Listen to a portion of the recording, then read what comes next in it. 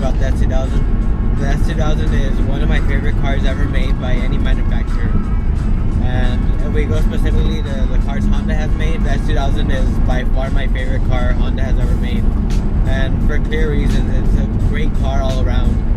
But here are a couple reasons why, if you're considering buying a sports car, you should buy an S2000. So let's get started. The first reason we're going to talk about is aftermarket support that the S2000 has. Since the S2000 is a Honda, it's not the hardest car to get your hands on.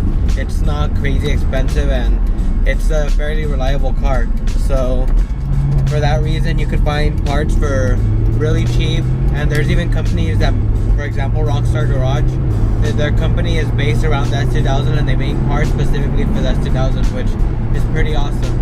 And for that reason, you can find the parts for really cheap, and there's an abundance of parts. There's people who buy crashed S2000, they resell the parts. So OEM parts, they're all over the place. Now, once you get into, for example, libs or different optional parts that Honda offered but they discontinued, if you want the original one, that's when the prices go up. But there's always replicas of, if that doesn't bother you, you could always go on eBay and find a replica of it. That's another reason, if you're ever considering buying an S2000, you should look into buying it at this moment, because the prices of everything, not only the car but of everything, are just gonna go higher. The next reason is this car, in my opinion, and in a lot of other S2000 owners' opinions, is gonna be a classic car one day. It's gonna be a collector's car.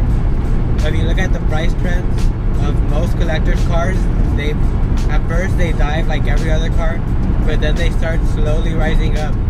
Exactly what happened with the S2000.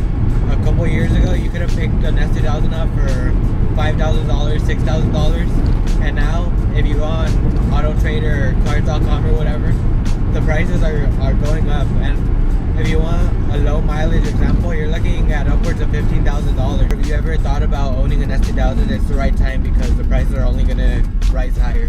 Even though the S2000 is a Honda, it's not the most common car in the world.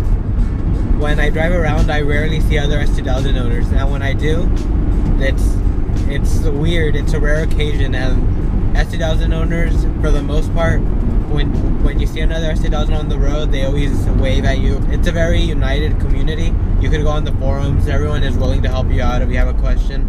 Of course, in every group of car owners, whether it be supercar owners, truck guys, whatever, there's always going to be those couple guys who have to be jerks about everything, and they try to pick on people who are trying to learn.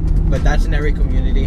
But what I've noticed about the S2000 community is, for the most part, everybody is very willing to help, and that's another reason you should look into getting one, because that goes right along with the aftermarket support.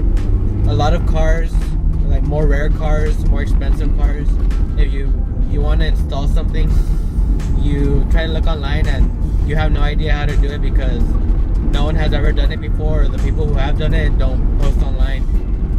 So with the S2000, they've been around for, what is it now, 17 years, and so now most of the things that can be done to the S2000 have been done, and there's going to be a video tutorial or a written tutorial on how to do whatever you want to do on it. So that's another reason you should look into getting an S2000. So lastly is the driving experience of the S2000. When everyone talks about this car, they always talk about it being a great car and a great budget sports car.